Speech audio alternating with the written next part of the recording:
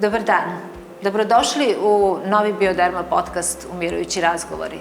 Naša tema danas je hiperpigmentacija, komplikovana reč iza koje se kriju fleke na koži, za koje nam dermatolozi kažu da su sve učestalije u poslednjim godinama, što zbog pojačanog UV zračenja, što zbog većeg stresa i zagađenja kojima smo izloženi. Zašto se fleke kod nekih od nas lakše javljaju, teže leče i lakše se vraćaju kada se jednom uklone? Imamo puno pitanja koja možemo da postavimo samo dermatologu i zato smo i odlučili da danas pozovemo dermatologa i da ga zamolimo da odgovori na ova naša pitanja. Zato je danas sa nama specijalista dermatologije, doktorka Isidora Zbutega-Andrejić iz Belmedika. Dobar dan, doktorka. Hvala vam puno što ste došli kod nas danas. Dobar dan, hvala vama na pozivu i nadam se da ćemo uspeti da slušalcima približimo neki od ovih problema. Pa sigurno. Mi uvek uspemo nekako da damo dobre savete kada su sa nama pravi sagovornici i dermatolozi.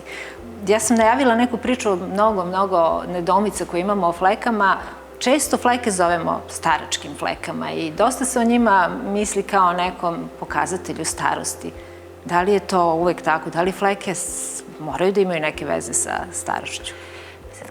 Fleke je dosta širok pojam. Kada govorimo o staračkim flekama, to jesu male zone tamnije prebojenosti kože, takozvane hiperpigmentacije, koje nastaju uglavnom posle 40. godine na mestima koji su dosta izloženi suncu. Međutim, kod nekih osoba mogu nastati i ranije. Ali postoji druge vrste takozvanih fleka, to jest hiperpigmentacija, koje nastaju usled nekog hormonskog disbalansa, trudnoće, kontraceptivnih pilula ili pak postinflamatorne, to jest postzapaljenske hiperpigmentacije nakon akni ili neke druge gugupalnog procesa na koži ili pak posle određenih estetskih ili drugih procedura na koži. Sad, ima li neke razlike recimo između pega i fleka? Da li su pege vrsta fleka? Pegice? Jesu. I pegice spadaju u vrstu hiperpigmentacija, to jest flekica, s tim što naravno pege nisu staračke fleke i one nastaju od najranijeg detinjstva kod određenih tipova kože i kod osoba koji imaju sklonost, kako mi to kažemo, prema pegicama i one zahvataju površne slojeve kože i dolazi do tamnjenja, to jest produkcije tog melanina koji je zadužen za tamnjenje kože u površnom sloju kože. One nastaju pod dejstvom UV zraka, znači kada krenu sunčevi zraci, kreću i pegice i tokom zime dolazi do njihovog povlačenja kako izostaje kontakt sa UV zračenjem.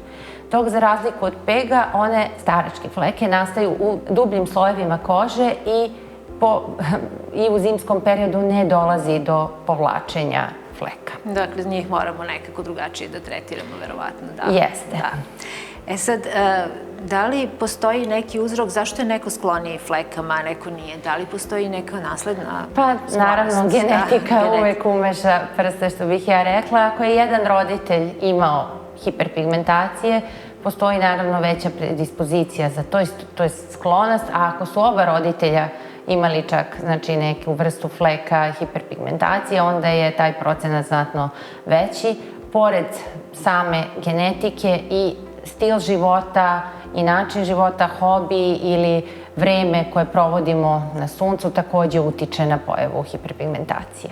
Šta mi možemo da promenimo u svom stilu života, recimo, da bismo prevenirali stvaranje fleka na koži? Pa da shvatimo ozbiljno zaštitu od sunca i znači da shvatimo da nije zaštitni faktor i zaštitna odeća rezervisana samo za letovanje, nego ukoliko neko voli da provodi vreme blizu peska, na primer na Adi ili blizu vode ili se bavi pecanjem, da shvati da i refleksija od vode dosta povećava zračenje i da je neophodno da ima visok zaštitni faktor, šešir, naočare za sunce kako bi štitio što više kožu od zračenja i nastanka samih hiperpigmentacija. Čim se razgovara sa dermatologom, dođe se do sunca i za zaštitu od sunca, a vrlo često i do solarijuma i ja bih vas pitala da još jednom ponovimo za one koji možda razmišljaju i dalje o solarijumu, šta solarijum donosi našoj koži? U solarijumu je zračenje čak 15 puta veće, svakako preko 10 puta veće nego prilikom običnog izlaganja suncu. takvo izlaganje dovodi do hiperpigmentacija, starenja kože, a svakako i povećava čak preko 75% rizik za nastanak karcinoma kože, od čega se svakako plašimo i trudimo da izbegnemo. Sa razlogom se plašimo, da.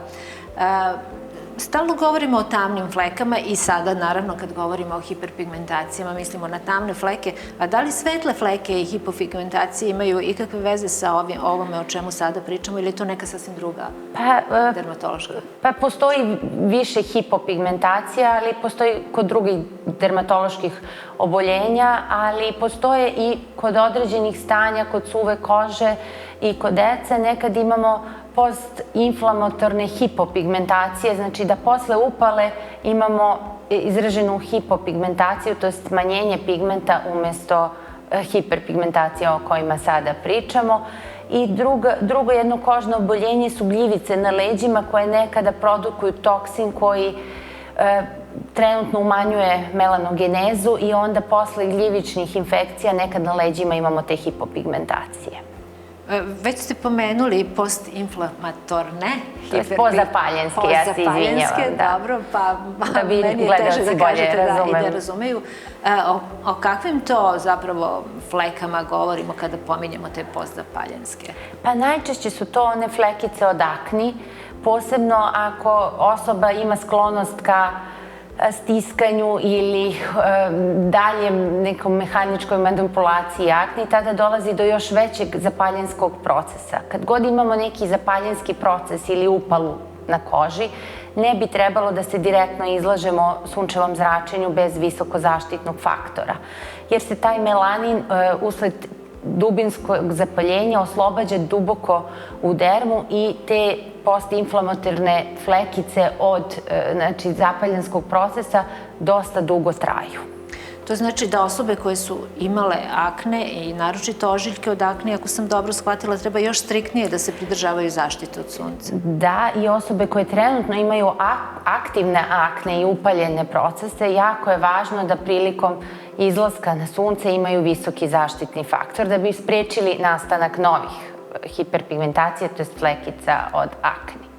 Jel možete da date možda neki savjet kako da osoba koja je na terapiji ili trenutno leči akne, kako da bira zaštitu od sunca, a da ne bi dalje isprovocirala akne? Naprimjer, da li postoje zaštite od sunca koje su specijalno namenjene osobama sa Da, danas na tržištu postoji više dermatokozmetskih preparata koji se baš proizvode i namenjeni su osobama koje imaju probleme sa aknama. One imaju oznaku da su nekomedogene, da su namenjene za masnu kožu i jako je važno da osobe koriste takve preparate, jer se baš možda nekada i dešavalo da osoba nanese pogrešan preparat, napravi pogoršanje akni i onda prosto izbegava da stavlja uopšte zaštitu od sunca, a pak onda dovodi do još pojačanih flekica i problema na licu. Da, ja sam čula u komunikaciji da osobe koje imaju akne kažu da im zaštita od sunca stvara dodatne akne. Verovatno je problem sa pogrešnim preparatima.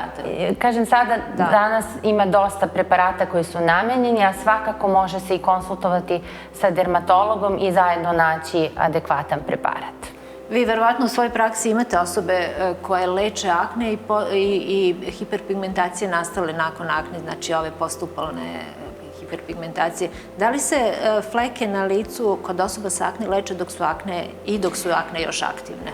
Pa u zimskom periodu možemo lečiti jer određeni preparati mogu pomoći i aknama i hiperpigmentacijama, dok u letnjem periodu se uglavnom trudimo da zaštitimo kožu od stvaranja novih hiperpigmentacija i da lečimo aktivne procese akni u tom trenutku. Malo pre početka snimanja ove emisije razgovarali smo upravo o ovim pozapaljenskim hiperpigmentacijama i vi ste pomenuli da na sličan način se stvaraju fleke i na svežim ranicama, ožiljcima na koži, posle nekih skidanja, nekih možda promena na koži i slično.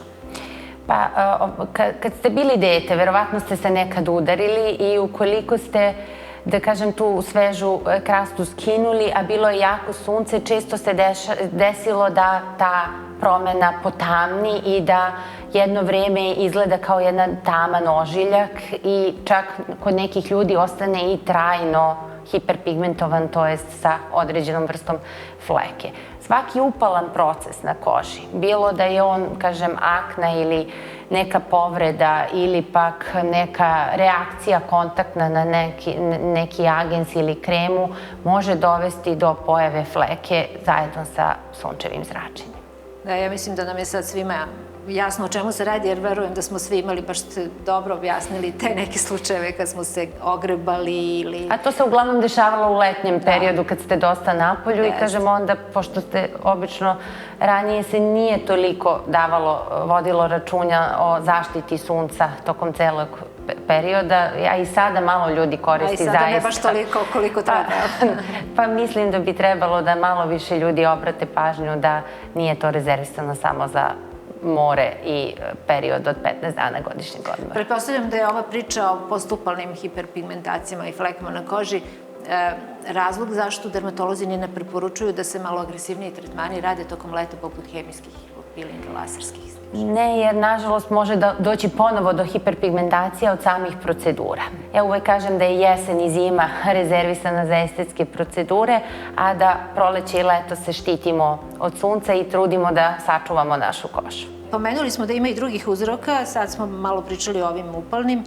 Šta su melazme i takozvane trudničke maske? Melazme su dosta čest poremećaj koji nastaje usled hormonskog disbalansa. Naravno, u trudnoći imamo promenu u hormonskom nivou, a takođe i kod osoba koje su na kontraceptivnim pilulama često dolazi do pojave melazme. Međutim, melazma nije rezervisana ni samo za žensku populaciju, u određenom procentu se javlja i kod muškaraca, ali znatno ređe.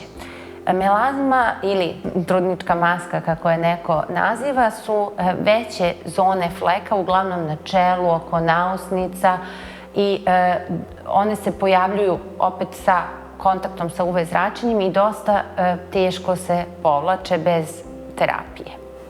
A sad, jel može trudnica, pošto najčešće govorimo o trudnoći, čini mi se kada je reč, pa dobro i kontraceptivne pilule, šta može da žena učini da može da spreči da se pojavi melazma? Pa jako je važno da žena je svesna da u trudnoći može nastati melazma i hiperpigmentacija, da zaista koristi u trudnoći visoki zaštitni faktor namenjen baš prevenciji nastanka hiperpigmentacija ili flekica.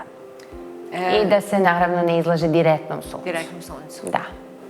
To bi bilo prilično razumno kad je neko kod trudnica. Da, nažalost, to je tako lako reći, ali nekada je dovoljno da prosto sad, evo, bio je kišni period, pa onda izađe sunce, pa neko ode u šetnju, pa sedne na kafu ili čaj, pa se ipak okrene prema suncu. Nekada je i to dovoljno da nastane zaista velika fleka na čelu. Boga mi, zaštita od sunca pod broj 1. Da. A recite mi, može li neki parfem, recimo, da izazove? Ja sam često čula i mene često pitaju ako naprskam parfem, da li može da mi ostane fleka u dodiru sa suncem?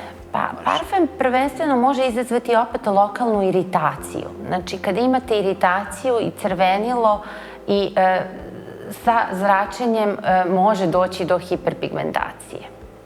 Ima i nekih fleka koje nastanu na telu, recimo u prevojima kože, pa su česte i one ispod pazuha koje se javljaju. Šta se dešava, zbog čega one nastaju, kako se one tretiraju? One su intertrigino, znači između prevoja, nekada nastaju usled kontaktne iritacije od znoja i trenja, a nekada postoji opet i neka dodatna infekcija gljivicama, pa i one mogu dovesti do tamljenja u tim delovima.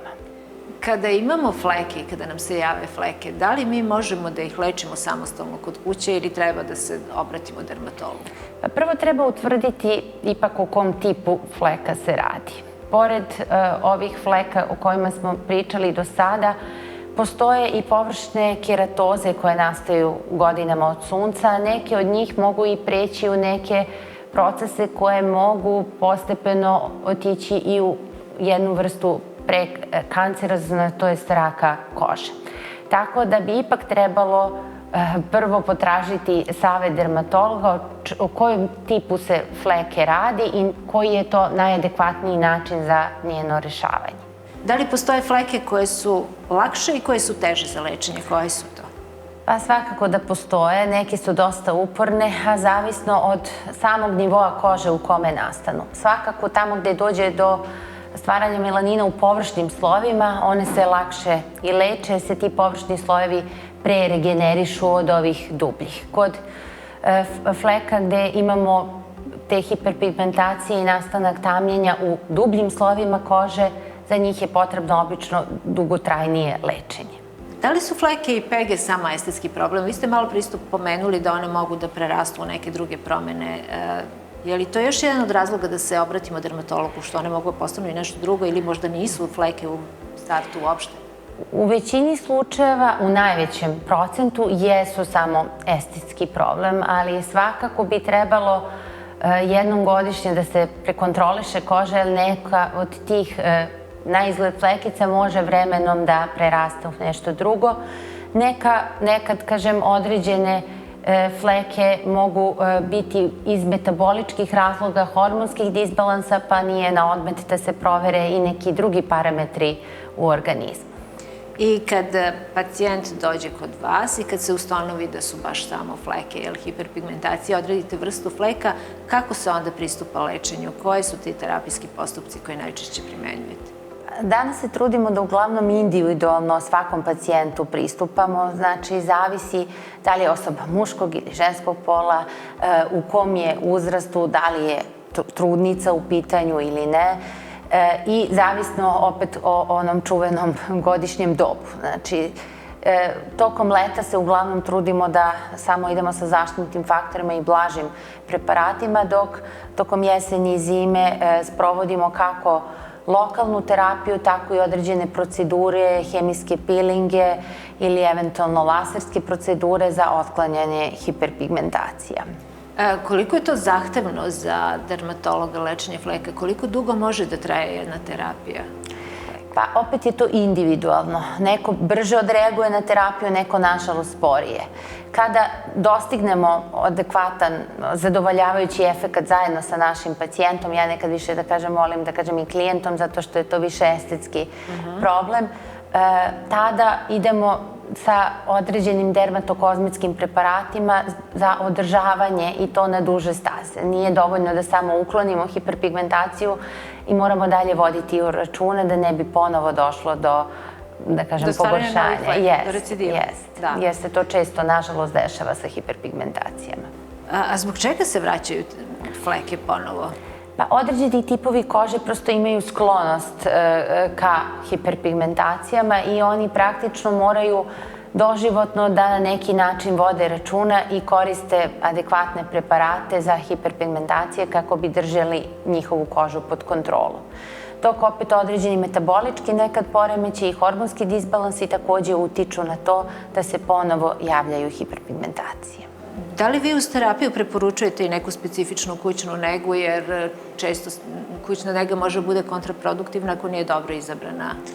Pa, nažalost, nekada pacijenti se samo leče, da kažem, nekim preparatima koje odu u drogeriju ili apoteku i samo pročitaju da je za hiperpigmentacije. Nekada koriste i previše preparata odjednom pa izazovu neku iritaciju, ali svakako da je dermatokozmetika danas nekada i dovoljna kao monoterapija kod blažih oblika, ali mora da bude prilagođena određenoj vrsti pigmentacije i samoj tipu kože, a svakako nam je podrška u lečenju i preveniranju ponovnih recidiva i nastanka ponovnih fleka. Kad se traže terapije, Kligmanova formula je jedna od onih koji će se pojaviti na internetu kada tragamo za terapijama. O kakvoj je terapiji to reč?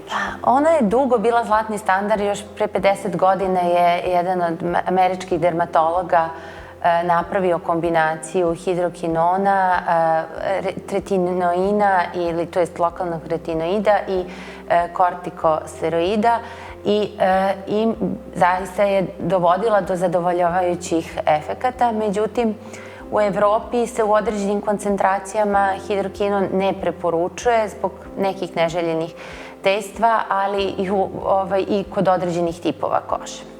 Evo, sad kad već govorimo o ovim dermatološkim terapijama, Bioderma ne može u ovom trenutku da vam ne spomene i ne predstavi svoj novu liniju za borbu protiv hiperpigmentacije koja se zove Pigment Bio. I zanimljivo je da je Pigment Bio svojom formulom striktno prati Kligmanovu formulu i da se na 3 načina bori protiv hiperpigmentacija, protiv upala, protiv stvaranja novog melanina i za površinsku bržu obnovu kože, s tim naravno što je to proizvod koji se koristi kod kuće, što je to linija koja se koristi kod kuće i nije toliko agresivna kao dermatološki tretmani. Pa preporučujem da sada pogledamo jedan kratak video u kome ćemo pogledati samo koji su proizvodi dostupni u okviru Pigment Bio linije.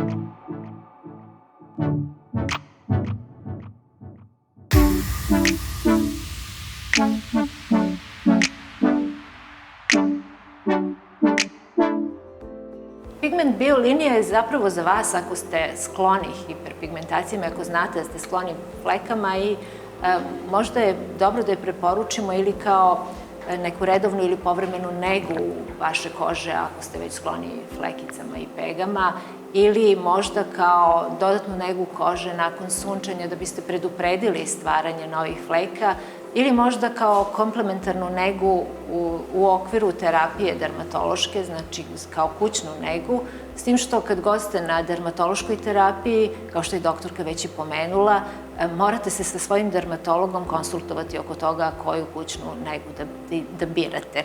A sad, doktorka, ja bih, kad se nadovezala na ovu priču za zaštitu od sunca, jer posle svih, uključujući i ovu našu Pigment Bio liniju, nakon noćnog seruma se preporučuje da se preko dana koristi zaštita od sunca. Mi imamo puno nedoumica i verovatno i vaši pacijenti imaju puno nedoumica o zaštiti od sunca. Koji faktor, koliki faktor, da li fizički, da li hemijski faktori, da li traje svakodnevno, da li faktor 50. Možete da zamislite samo količinu pitanja koje dobijate već, verovatno. Šta imate, kažete vi nama o zaštiti? Nažalost, mi dermatolozi kažemo mora faktor 50. Kada je opet ovaj topliji deo godine, onda zaista za osobe sa hiperpigmentacijama je važno da nanose faktor 50 prilikom izlaganja suncu i postoje određeni preparati koji su baš namenjeni za hiperpigmentacije. Mnogi se ipak pitaju o izboru filtera, da li hemijski ili fizički filteri, pa sad hajte nam malo to objasniti. Mnogo se u posljednje vreme priča o filterima. Svakako da kod najmlađih treba koristiti mehaničke filtere, ali u adultnoj, to jest odrasloj populaciji je zaista sigurno koristiti hemijske filtere od određenih brendova koji su na tržištu, koji su provereni. A opet za osobe koje baš imaju izražene kontaktne alergije imamo mineralne filtere i zaštitni faktor od SPF 50 takođe. Čega treba da se pridržavamo kada biramo kozmetiku za zaštitu od sunca? Kada govorimo o nastanku fleka, veoma je važna visoka zaštita od UVA zračenja. Jer hiperpigmentacije nastaju delom od UVB zračenja, ali dobrim delom od UVA zračenja, a i neka istraživanja su pokazala i da određeni spektar vidljivog sunčevog zračenja takođe dovodi do hiperpigmentacije. To bi otprilike značilo da naša krema za zaštitu treba da ima onaj takozvani širok spektar. Jeste, da bismo bili potpuno zaštićeni. Da pokrijemo sve zrake. Kada govorimo o osobama koje su sklone flekama, Da li one treba da izbjegavaju neke sastojke u kozmetici? Osobe koje su sklone hiperpigmentacijama svakako prilikom izlaganja suncu treba da vode računa da nemaju preparate koji mogu biti fotosenzitivni, određena ulja, parfemi, kozmetika čak ili pak prilikom neke terapije kada su na terapiji antibioticima jako je važno da se ne izlažu direktnom sunčevom zračenju jer mogu dovesti do hiperpigmentacije. Dobro, ovo sad sa antibioticima ja zaista nisam znala i sad baš mislim da će mnogo značiti ljudima da čuju. Postoji znači i terapije vrlo običajene koje nisu ništa specifične, a koje mogu da dovedu do fotosenzitivnosti. Pa postoje antibiotici i drugi lekovi koji su fotosenzitivni, kako mi kažemo, i ne bi trebalo direktno tada se izlagati suncu. Recimo da treba da se konsultuju sa svojim doktorom da li je njihov lek fotosenzitivni. Znači u slučaju, kad je letnji period, kada je sunčevo zračenje izraženo, ukoliko su bili kod lekara i propisana im je neka terapija, treba da pitaju lekara da li ja smem sa ovim na sunce. Dobro. U čemu vaši pacijenti prema vašem iskustvu najviše greše kada je reč o flekama? Pa najčešće biraju sami preparate za izbeljivanje ili pak postoje drugi pacijenti koji uopšte ne leče hiperpigmentacije jer smatraju da će oni proći sami od sebe i tako posle tek nekoliko godina kada su one već dosta izražene i u dubljim slojevima tek onda započnu lečenje ili koriste previše preparata odjednom što dovodi do iritacije. A kao što smo već pominjali, lečenje hiperpigmentacije je dugotrajno i treba biti vođeno od strane dermatologa. Evo, doktorka, hvala vam na ovim divnim savjetima. Mi u ovom našem podcastu imamo običaj da naše sagovornike, doktore, pitamo za neki optimistički reč optimizma na kraju i za neku umirujuću poruku za kraj. Možete vi da nam kažete nešto optimistično za kraj? Ide nam lepo vreme. Sunce svakako pozitivno utiče na raspoloženje i samo se naoružajte sa zaštitnim faktorom. Damama bi preporučila da uvek u tašni imaju neko manje pakovanje, da i ukoliko nisu planirale da budu izložene na suncu, otišle su samo u šetnju ili u prodavnicu pa su ipak produžile na neku kafu da mogu biti spremne za sunce i da spreče nastanak flekica i hiperpigmentacija tokom leta.